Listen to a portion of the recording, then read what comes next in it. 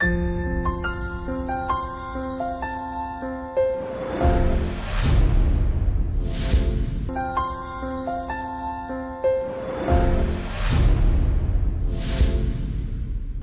भारत मित्रों, मैं शशिराज कुशवाहा आपका स्वागत करता हूं एजुकेशन आपके ऑनलाइन क्लासेस में। जैसे कि लास्ट 4 लेक्चर्स में हमने देखा, जो हमारा फर्स्ट लेक्चर था, फर्स्ट क्लास थी, उसमें हमने देखा था वर्णमाला। फिर 2-3 लेक्चरों में हमने वही चीज को कंक्लूड किया था। लास्ट का लेक्चर था, वहां पर वर्णमाला को खत्म करके हमने जो हमारा नया पार्ट था, जो एक नया लेसन था, जो नया चैप्टर था, वो स्टार्ट किया था, वो था शब्द। फिर हमने वहां पर दूसरी चीजें देखी थी, अलग अलग चीज। उसी को आज आगे बढ़ाने के लिए मैं आपके सामने लेकर के आया हूँ हिंदी का जो है फिफ्थ लेक्चर है वो। तो यहाँ पर जो हेडिंग देख रहे हैं आप, वो है रूप के आधार पर शब्दों के प्रकार। तो रूप के आधार पर शब्दों को 2 भागों में बांटा गया है, पहला विकारी और दूसरा अविकारी। विकारी की परिभाषा को समझिएगा।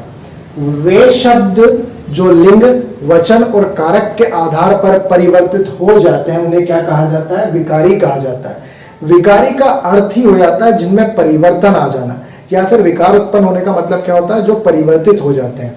तो वही इसकी परिभाषा है कि वे शब्द जो लिंग, वचन और कारक के आधार पर परिवर्तित हो जाते हैं, उन शब्दों को विकारी कहा जाता है। जो इसका दूसरा है वो होता है अविकारी। तो वे शब्द जो लिंग, वचन व कारक के आधार पर परिवर्तित ना हो, उन शब्दों को अविकारी शब्द कहा जाता है।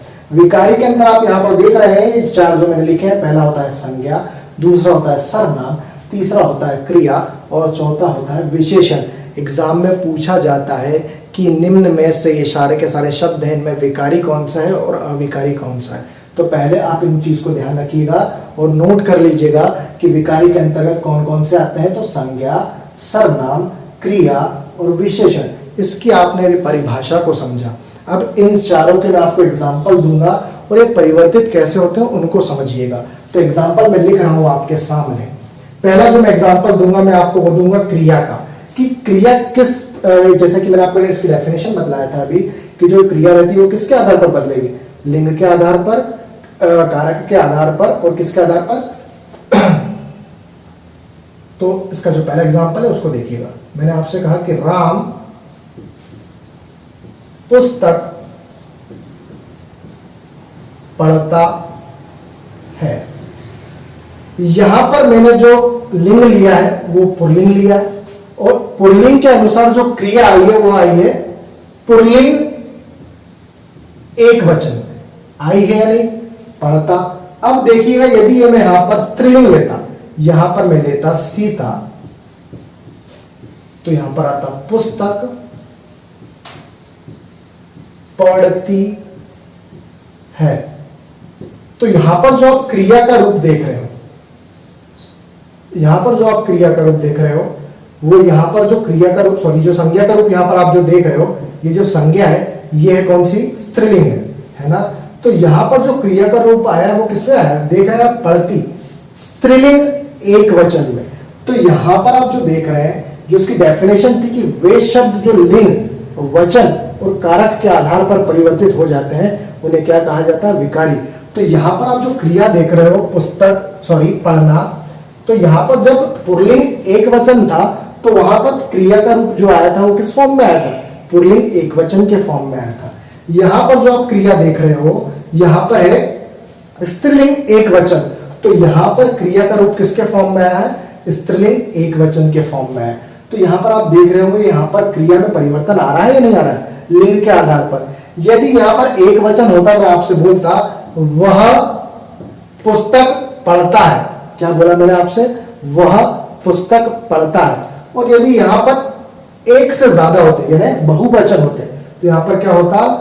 वे पुस्तक पढ़ते हैं। तो यहां पर पढ़ता आ रहा है और यहां पर क्या आ रहा है? पढ़ते आ रहा है। और यहां पर परिवर्तन किसके आधार पर? वचन के आधार पर। एक यहां पर जब वह बोल रहे थे तो वहां पर एक वचन था, और यहां पर जब आप वे बोल रहे हो, यहां पर क्या है? बहुवचन है। तो समझ में आया? तो समझ में आया जो आपकी संज्ञा है, क्या है आपकी? सॉरी, जो आपकी क्रिया है, यहां पर जो आपकी क्रिया है ये परिवर्तित हो रही है या नहीं हो रही है? तो इसे किस कैटेगरी में रखा गया है? इसे विकारी के अंतर्गत रखा गया है। चलिएगा, नेक्स्ट एग्जांपल मैं आपको समझाता हूं, वो इस देखिएगा। नेक्स्ट एग्जांपल मैं आपको बताऊंगा, जो हमारा क्रिया है ये वाला पार्ट हो गया। अब विशेषण, तो विशेषण को आगे बढ़ने से पहले विशेषण में आपको अभी नहीं पढ़ाया, इसके बाद में पढ़ाऊंगा। जैसे कि आप वहां पर देख रहे हैं संज्ञा, क्योंकि यहाँ पर संज्ञा था, तो ये तीनों चीजें इसी के साथ में आपको पढ़ाऊंगा। पर पहले भी इसकी डेफिनेशन समझ लेते हैं। तो विशेषण क्या होते हैं? वे शब्द जो संज्ञा व सर्वनाम की विशेषता को बतलाते हैं, उन शब्दों को क्या कहा जाता है? विशेषण कहा जाता है। तो विशेषण भी कहीं ना कहीं किस प्रकार का शब्द है? विकारी शब्द है ना, क्योंकि इसमें भी लिंग, वचन और कारक के आधार पर क्या आता है? परिवर्तन आता है। जैसे कि एग्जांपल दे रहा हूं मैं आपको, देखिएगा, एक जगह पुल्लिंग रहेगा और एक जगह स्त्रीलिंग रहेगा, वहां पर विशेषण में परिवर्तन आएगा ही। मैंने आपसे कहा कि गोरा लड़का, और यह लड़के के स्थान पर यदि स्त्रीलिंग होती, यदि यहां पर क्या होती? लड़की होती, तो आप उससे क्या बोलते? गोरी लड़की। तो यहां पर गोरा और गोरी, वे शब्द जो संज्ञा की विशेषता बतलाते हैं, उन्हें क्या कहा जाता है? विशेषण कहा जाता है। तो इसकी विशेषता ये शब्द बतला रहा है, तो ये विशेषण है या नहीं है? हाँ, विशेषण तो है सर, पर आपने ये भी बतलाया था ये विकारी के अंतर्गत आता है। तो ऑब्वियस सी बात है, यहाँ पर जब पुल्लिंग था तो आपने जो विशेषण लिया था वो लिया था गोरा, और यहाँ पर जब स्त्रीलिंग है ना, तो लिंग परिवर्तित हो गया, तो यहाँ पर यहाँ पर जब लिंग परिवर्तन हो गया, तो यहाँ पर जो आप विशेषण देख रहे हैं ये भी परिवर्तित हुआ या नहीं हुआ? करेक्ट, यही चीज है इसकी। नेक्स्ट एग्जांपल मैं आपको बतला रहा हूं। जैसे कि जब हम सर्वनाम अभी पढ़ेंगे, तो सर्वनाम क्या होते हैं? तो वे शब्द जो संज्ञा के बदले में आते हैं, उन्हें क्या कहा जाता है? सर्वनाम कहा जाता है। तो जहां पर आप एक वस्तु को इंडिकेट करना चाहेंगे या एक वस्तु के बारे में बताना चाहेंगे, वहां पर आप कौन सा सर्वनाम यूज करेंगे? वह जा रहा है, आप क्या बोलेंगे? वह जा रहा है। यदि वहां पर एक से ज्यादा लोग होंगे, तो आप वहां पर क्या बोलेंगे? वे जा रहे हैं। क्या बोलेंगे? वह जा रहा है, और आप क्या बोलेंगे? वे जा रहे हैं। तो यहां पर आप चेंज हो रहा है या नहीं हो रहा है? हाँ, सर्वनाम परिवर्तित हो रहा है या नहीं हो रहा है? वचन के आधार पर। तो जो सर्वनाम रहेगा वो भी किस कैटेगरी है? जो सर्वनाम रहेगा वो भी किस कैटेगरी का है? वो भी विकारी के अंतर्गत आएगा। जो हमारा अब बचा संज्ञा। आपने संज्ञा देखी या नहीं? ये सभी लोगों ने जानते हैं संज्ञा होती क्या है। मैं अभी जस्ट बताऊंगा थोड़ी देर बाद। ये वाला पोर्शन खत्म होने के बाद फिर मैं आपको संज्ञा, सर्वनाम, क्रिया और विशेषण ही पढ़ाऊंगा। तो जहां पर यदि एक घोड़ा होगा, है ना, वहां पर घोड़े की क्वांटिटी कितनी होगी, या मतलब नंबर कितने होंगे? एक होगा, तो आप उसको क्या बोलोगे? घोड़ा। यदि वहां पर एक से ज्यादा होंगे, तो आप उनको क्या बोलोगे?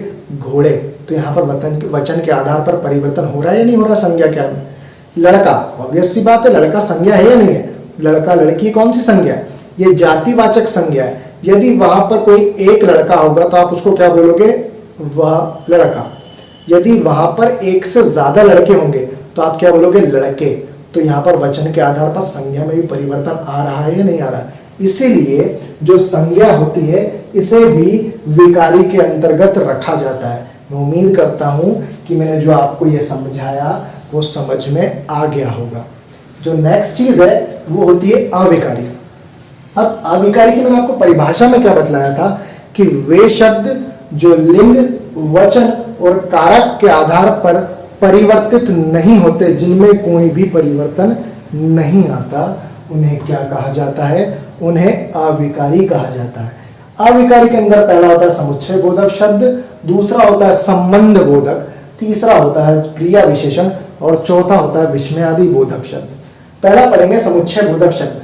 क्या होते हैं समुच्चय बोधक शब्द? इंपॉर्टेंट चीज है ना, इसे ध्यान से समझिएगा। इसकी पहले परिभाषा को समझिएगा, है ना, इसकी पहले परिभाषा समझिए, फिर इसके एग्जांपल्स में बताऊंगा आपको। तो इसकी परिभाषा, वह शब्द या वे शब्द जो दो वाक्यों को जोड़ने के काम आते हैं, वे शब्द जो दो वाक्यों को जोड़ने के काम आते हैं, उन शब्दों को क्या कहा जाता है? उन शब्दों को कहा जाता है समुच्चय बोधक शब्द, है ना। इसमें कौन कौन से आते हैं तो उन्हें लिखिएगा, लेकिन, किंतु, परंतु, इसलिए और आदि। जैसे मैं आपसे कहूं कि राम आना तो चाहता था लेकिन आ नहीं सका। यहां पर आपने पुल्लिंग एक वचन का लिया है और यहां पर जो आप लेकिन देख रहे हो ये कौन सा शब्द है? ये आपका समुच्चय बोधक शब्द ही है या नहीं है? यदि यहां पर आप लिंग चेंज कर लेंगे, यहां पर स्त्रीलिंग एक वचन ले लेंगे, यदि आप कहें कि सीता, वाक्य होगा सीता आना तो चाहती थी लेकिन आ नहीं सकी। तो यहां पर जब आप एक जगह पुल्लिंग ले रहे थे तब भी लेकिन आ रहा है, और जब यहां पर आप स्त्रीलिंग ले रहे हो सीता तब भी क्या आ रहा है? लेकिन आ रहा है। आ रहा ही नहीं रहा, लिंग तो परिवर्तन हो गया पर आपके समुच्चय बोधक शब्द में कोई परिवर्तन आया क्या?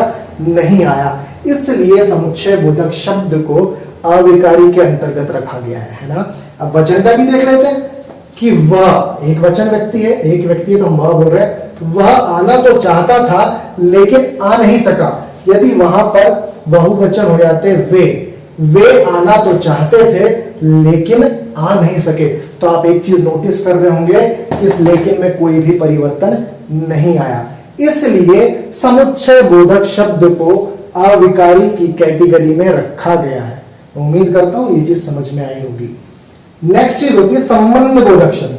समझिएगा इसकी परिभाषा, फिर एग्जांपल के थ्रू इसको डिटेल में समझेंगे। वे शब्द जो दो शब्दों के मध्य संबंध बतलाते हैं, वे शब्द जो दो शब्दों के मध्य संबंध बतलाते हैं, उन शब्दों को संबंध बोधक शब्द कहा जाता है। उन शब्दों को क्या कहा जाता है? संबंध बोधक शब्द, है ना। और ये भी किसके अंतर्गत है? अविकारी। उसे समझिएगा। इसके जो उदाहरण है वो जैसे कि अंदर, बाहर, ऊपर, नीचे, आगे, पीछे, ये सारे के सारे कौन से? संबंध बोधक शब्द। यदि मैं आपको एक उदाहरण देके समझाऊं कि राम कक्षा के अंदर है, तो यहां पर जो आप अंदर शब्द देख रहे हैं ये कौन सा शब्द होगा? ये संबंध बोधक शब्द होगा, क्योंकि ये शब्द किन दो शब्दों के मध्य संबंध बतला रहा है? पहला राम के और दूसरा कक्षा के, कि राम भैया अंदर है पर किसके अंदर है? कक्षा के अंदर। तो ये जो अंदर है कौन सा शब्द होगा? संबंध बोधक। सेकंड देख लीजिए, यदि यहां पर पुल्लिंग एक वचन है या फिर यहां पर स्त्रीलिंग होता, आप बोलते सीता कक्षा के अंदर है ना। यहां पर एक जगह पुल्लिंग था, एक जगह स्त्रीलिंग हो गया, पर यहां पर अंदर में कोई परिवर्तन आया क्या? नहीं आया। इसीलिए चलिए लिंग के आधार पर बतलाया या मैं आपको वचन का बतला देता हूं। ऊपर वाले वाक्य में आपसे बोलता कि वह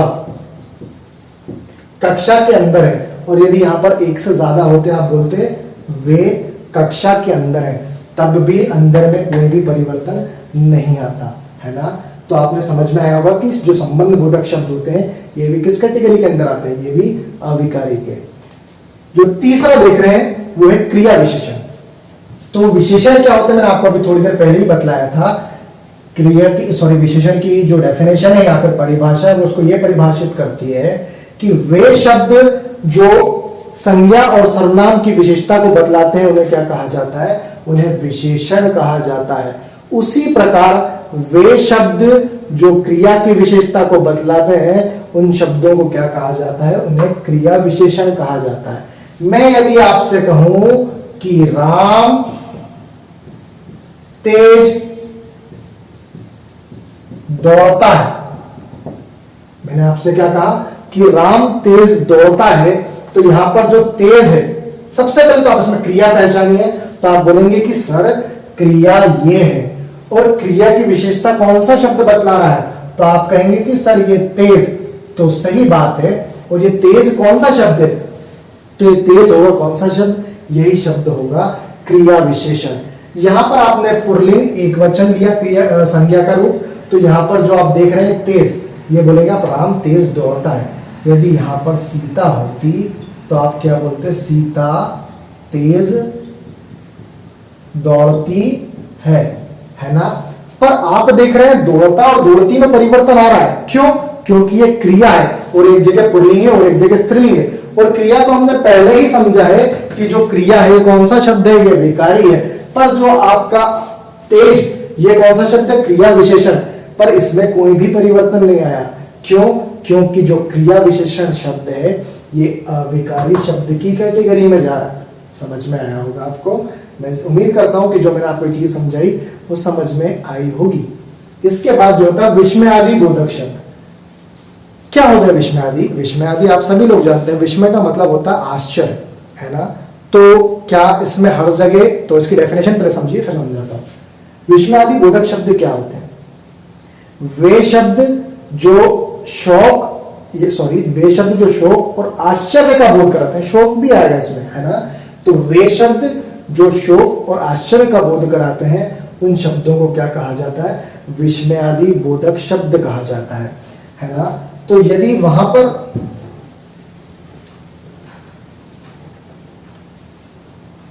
मैं तो इसका बोल के इसका एग्जांपल समझा देता हूं। यदि वहां पर कोई सुंदर सी लड़की है तो आप उसको क्या बोलोगे? वाह, है ना। तो यहां पर जो है वाह है, ये कौन सा शब्द है? ये विस्मयादि बोधक शब्द है। और एक चीज ध्यान रखिएगा, वे शब्द जो आश्चर्य का बोध कराते हैं उन शब्दों को क्या कहा जाता है? विस्मयादि बोधक शब्द कहा जाता है। और आश्चर्य और शोक का बोध कराने वाले शब्द सदा ही सदा वाक्य के आरंभ में आते हैं और इनके साथ विस्मयादि बोधक विराम चिन्ह लगाया जाता है ना। यदि मैं कहूं वाह इतनी सुंदर लड़की, और वहीं पर पुल्लिंग एक वचन में कोई लड़का होता तो आप वहां पर क्या बोलते? वाह इतना सुंदर लड़का। तो वहां पर वाह जो आपका विस्मयादि बोधक शब्द है उसमें कोई भी परिवर्तन नहीं आया।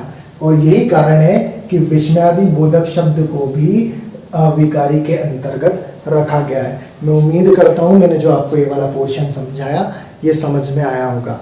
हम नेक्स्ट चीज पे मूव करते हैं, वो होता है अर्थ के आधार पर शब्दों के प्रकार। अर्थ के आधार पर शब्दों को 3 भागों में बांटा गया है। पहला होता है वाचक शब्द, दूसरा होता है लक्षक शब्द और तीसरा होता है व्यंजक शब्द। तीनों का डिफरेंस समझिएगा अच्छे से। पहले परिभाषा समझें, फिर मैं उसके एग्जाम्पल के थ्रू मैं आपको समझाऊंगा। वे शब्द जो सीधे ही अर्थ का बोध कराए, वे शब्द जो सीधे ही अर्थ का बोध कराए उन शब्दों को क्या कहा जाता है? वाचक शब्द कहा जाता है। यदि मैं एग्जाम्पल के थ्रू मैंने यदि कहा आपसे कि वह गाय है, तो यहां पर यदि मैंने कहा किसी को इंडिकेट करते हुए कि वह गाय है, तो 110% वहां पर गाय ही होगी। सेकंड चीज समझिएगा, लक्षक। वे शब्द जिनका अर्थ सीधे ना होकर लक्षणों के आधार पर होता है, वे शब्द जिनका अर्थ सीधे ना होकर उनके लक्षणों के आधार पर होता है, उन शब्दों को लक्षक शब्द कहा जाता है। उन शब्दों को क्या कहा जाता है? लक्षक। एग्जाम्पल समझिएगा, सीता गाय है। यहां पर आपने क्या बोला? सीता गाय है। तो मुझे एक चीज बताओ, क्या सीता सच में गाय है क्या? नहीं। यहां पर सीता को गाय इसलिए बोला गया क्योंकि सीता के जो लक्षण है वो किसके समान है या किसके जैसे हैं? तो गाय जैसे हैं। मतलब कैसे? सीधी सादी भोली वाली लड़की को क्या कहा जाता है? गाय कहा जाता है। तो ऊपर वाले स्थान पर जो गाय शब्द है ये कौन सा शब्द होगा? तो ये होगा वाचक शब्द। ये सीधे ही अर्थ का बोध करा रहा है। और जो सेकंड वाला यहाँ पर जो शब्द लिखा है आपने गाय, ये कौन सा शब्द होगा? ये लक्षक शब्द होगा, क्योंकि सीता को उसके लक्षणों के आधार पर उसे क्या बोला गया है? गाय बोला गया है। तीसरा होता है व्यंजक शब्द। तो व्यंजक शब्द की परिभाषा को समझिएगा, वे शब्द जिनका अर्थ ना ही सीधा हो और ना ही उनके लक्षणों के आधार पर हो, बल्कि जो एक तीसरा विशेष अर्थ, मतलब विशेष अर्थ मतलब एक अलग ही अर्थ का बोध कर रहा है, तो उन शब्दों को क्या कहा जाता है? व्यंजक शब्द। आपने व्यंग कसना सुना होगा। व्यंग कसना मतलब जब दो दोस्त आपस में व्यंग करते हैं तीसरे के ऊपर, तो वो बोलते कुछ है और उसका अर्थ क्या निकल के आता है? अलग तीसरा ही। वही होता है वाचक, है ना, सॉरी व्यंजक।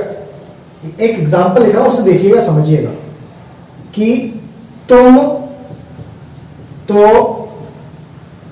बड़े गुरु हो। आपने क्या बोला? तुम तो बड़े गुरु हो। तो आपने किसी को गुरु बोला, तो यहां पर जो गुरु बोला ये ना ही वाचक है, मतलब ऐसा नहीं कि वो सच में गुरु है, और ना ही लक्षण है, ऐसे कोई उसके लक्षण भी नहीं है कि वो गुरु है, गुरु के समान हो। पर जब यहां पर आपने गुरु बोला है तो यहां पर इस गुरु का एक व्यंग कसने का तरीका है। गुरु मतलब यहां पर जो होता है चंट चालाक या तेज व्यक्ति को क्या कहा जाता है? गुरु, है ना। तो यहां पर जो गाय है ये वाचक शब्द है, यहां पर जो ये गाय है ये लक्षक शब्द है, और यहां पर ये गुरु है ना, ना ही ये वाचक है ना ही ये लक्षक है। यहां पर इसका एक तीसरा विशेष अर्थ निकल के आ रहा है, इस गुरु का मतलब एक चंट चालाक व्यक्ति। तो ये कौन सा शब्द होगा? व्यंजक। मैं उम्मीद करता हूं कि अभी जो हमने पढ़ा है अभी तक का, ये जो हमारा सेकंड चैप्टर हमने जो स्टार्ट किया था शब्द, वो ये शब्द यहाँ पर समाप्त हुआ, है ना। अर्थ के आधार पर आपने बहुत सारे अलग अलग भी सुने होंगे, एकार्थी शब्द, अनेकार्थी शब्द, है ना, उसके बाद पर्यायवाची और विलोम। ये सारा पोर्शन जो है याद करने वाला है, एग्जाम में इनमें पूछा जाता है। कोई सा भी आप जहां पर एग्जाम्स देंगे वहां पर एकार्थी, अनेकार्थी, विलोम, पर्यायवाची, तो ये चीजें आपने पहले से पढ़ रखी है स्कूल लाइफ में, तो उन्हें समझाने की जरूरत नहीं है। उनको आप खुद 2-2, 3-3 शब्द उनको रोज याद करना स्टार्ट करिएगा, है ना। ये चैप्टर समाप्त हुआ। एक छोटा सा चैप्टर है संज्ञा, इसको हम समझते हैं, फिर जो अगली क्लासेस रहेंगी उसमें हम सर्वनाम, क्रिया और विशेषण समझेंगे, है ना। तो संज्ञा की परिभाषा को समझिएगा। इसकी जो परिभाषा है वो बुक में अलग है, पर मेरी परिभाषा कुछ अलग है। संज्ञा की परिभाषा क्या होती है ना, किसी भी व्यक्ति, वस्तु, जाति, स्थान वगैरह के नाम को क्या कहा जाता है? संज्ञा कहा जाता है। पर जो मेरी परिभाषा या जो मेरी डेफिनेशन है वो ये परिभाषित करती है कि इस ब्रह्मांड में, इस यूनिवर्स में जिस भी चीज को आप देख सको, छू सको या महसूस कर सको, वे सारी की सारी क्या है? संज्ञा ही है। समझ में आया? फिर नेक्स्ट चीज पूछी जाती है कि संज्ञा के कितने भेद है। तो ध्यान रखिएगा, संज्ञा को मुख्यतः 3 भागों में बांटा गया। मैंने क्या बोला? मुख्यतः, क्योंकि कई जगह आप इसको क्या देखोगे, इसके 5 भेद भी हैं, वो मैं आपको बतलाऊंगा। पहले क्या बोला मैंने आपसे कि संज्ञा के मुख्यतः 3 भेद हैं। पहला होता है जातिवाचक संज्ञा, दूसरा होता है व्यक्तिवाचक संज्ञा, और तीसरा होता है भाववाचक संज्ञा, है ना। तो जातिवाचक संज्ञा क्या होती है, इसकी परिभाषा समझे। वो शब्द जो किसी वर्ग की संपूर्ण जाति का बोध कराता हो, वह शब्द जो किसी वर्ग की संपूर्ण जाति का बोध कराता हो, उसे क्या कहा जाता है? जातिवाचक संज्ञा। यदि मैंने आपसे कहा शहर, शहर के अंतर्गत क्या कहेंगे? भोपाल, इंदौर, दिल्ली, मुंबई, तो ये सारे के सारे इस शब्द के अंतर्गत आ रहे हैं या नहीं आ रहा है? तो ये शब्द पूरी जाति का बोध करा रहा है या नहीं करा रहा? तो इस शब्द को क्या कहा जाता है? जातिवाचक संज्ञा। वह शब्द जो संपूर्ण जाति का बोध कराता हो उसे क्या कहा जाता है? जातिवाचक संज्ञा। सेकंड होता है व्यक्तिवाचक। व्यक्तिगत रूप में आप ये बोलते हैं या नहीं बोलते? मैं उसे व्यक्तिगत रूप से जानता हूं, मतलब पर्सनली जानता हूं, है ना। तो वही चीज किसी भी स्थान, जगह, है ना, शहर वगैरह, किसी भी पर्टिकुलर नाम को, है ना, किसी भी पर्टिकुलर या एक निश्चित नाम की जो चीज होती है उसे क्या कहा जाता है? व्यक्तिवाचक। मैं आपको जो बुक्स वगैरह में डेफिनेशन है वो नहीं समझा रहा हूं, मैं अपनी डेफिनेशन से समझाना चाह रहा हूं आपको, तो है ना। तो जो व्यक्तिवाचक संज्ञा होगी उसमें किसी एक पर्टिकुलर चीज का नाम आएगा। यदि आपने यहां पर शहर के अंदर अभी आपने बोला था भोपाल, आपने क्या बोला था? भोपाल। तो यहां पर जो ये भोपाल है ये एक पर्टिकुलर सिटी का या एक पर्टिकुलर शहर का नाम है ना, इसीलिए ये किसके अंतर्गत आएगा? व्यक्तिवाचक संज्ञा के अंतर्गत आएगा, है ना। तीसरा होता है भाववाचक संज्ञा। तो वो शब्द जो किसी संज्ञा के भाव या दशा का बोध कराता है उसे क्या कहा जाता है? भाववाचक संज्ञा। यदि मैं कहूं कि इस आम में मिठास है, मतलब इस आम में क्या है? मीठापन है, तो मीठापन कौन सा होगा? भाववाचक संज्ञा ही होगा। यदि आपने शर्ट पहना और उसमें कहूं कि आपके शर्ट में लालपन है, तो वो आपकी दशा का बोध करा रहा है या नहीं करा रहा है? तो वो जो लालपन होगा वो कौन सी संज्ञा होगा? भाववाचक संज्ञा की होगा। फर्दर आप कहीं दूसरी बुक देखेंगे, वहां पर जो संज्ञा है उसको 5 भागों में बांटा गया है। तो उसी चीज को मैं सामने बतला रहा हूं आपको जो जातिवाचक संज्ञा होती है इसको फर्दर दो भागों में बांटा जाता है। पहला होता है धातुवाचक या फिर द्रववाचक संज्ञा और दूसरा होता है समूहवाचक संज्ञा। धातु या द्रववाचक संज्ञा में क्या होती है? वे धातुएं जो हमारी पृथ्वी से निकाली जाती हैं, वे धातुएं जो हमारी पृथ्वी से एक्सट्रैक्ट की जाती हैं, वे किसके अंतर्गत आती हैं? धातुवाचक संज्ञा के अंतर्गत ही आती है। द्रववाचक में भी यही होता है, इसके अंतर्गत दूध वगैरह भी आता है जो द्रववाचक संज्ञा का ही उदाहरण है। धातुवाचक संज्ञा का उदाहरण क्या होगा? धातुवाचक में आपका सोना, चांदी, ये सारे के सारे क्या होंगे? धातुवाचक संज्ञा ही होंगे। पेट्रोल वगैरह जो हो गए द्रववाचक संज्ञा होगा। उसके अलावा जो सेकंड होता है ये होता है समूहवाचक संज्ञा। समूह क्या होता है? वह शब्द जो पूरे एक ग्रुप को दर्शाता होगा, है ना। वह शब्द जो एक पूरे ग्रुप को दर्शाता है उसे ही क्या कहा जाता है? समूहवाचक संज्ञा। कई बार एग्जाम में प्रश्न पूछा जाता है कि जो आपकी सेना है ना, या फिर झुंड है, या फिर जो कक्षा है, ये कौन सी संज्ञा है? तो इसको आप ध्यान रखिएगा, ये समूहवाचक संज्ञा ही है। मैं उम्मीद करता हूं कि जो भी आज चीज हमने पढ़ी वो आप सभी को क्लियर होगी, है ना। इसके बाद जो हमारा नेक्स्ट लेक्चर रहेगा, लेक्चर नंबर 6, उसमें हम आज हमारा संज्ञा वाला पोर्शन खत्म हो गया। उसके बाद संज्ञा, सर्वनाम, क्रिया और विशेषण पढ़ेंगे नेक्स्ट लेक्चर में। और मैं उम्मीद करता हूँ जो भी चीजें आज हमने पढ़ी है वो आपको सभी को समझ में आई होंगी। और आप जो स्टूडेंट्स जो पढ़ रहे हैं, हमारे जो लेक्चर्स को देख रहे हैं, जो हमारे चैनल को सब्सक्राइब कर रहे हैं, उन लोगों के लिए इन्फॉर्मेशन देना चाहूंगा कि आपको किसी भी सब्जेक्ट के लेक्चर आप देख रहे हो उसमें आपको कहीं पर भी डाउट हो तो जो हमारा कमेंट सेक्शन है उसमें आप अपने डाउट्स को डालिएगा और हम लोग डेफिनेटली इस चीज पर काम करेंगे और जो भी आपके डाउट्स होंगे उसको एक पर्टिकुलर वीडियो में बना करके सॉल्व कर दिए जाएंगे। जय हिंद, जय भारत। और एक चीज और बोलना चाहूंगा आपसे, प्लीज हमारे चैनल को लाइक और सब्सक्राइब करना ना भूलिएगा। जय भारत।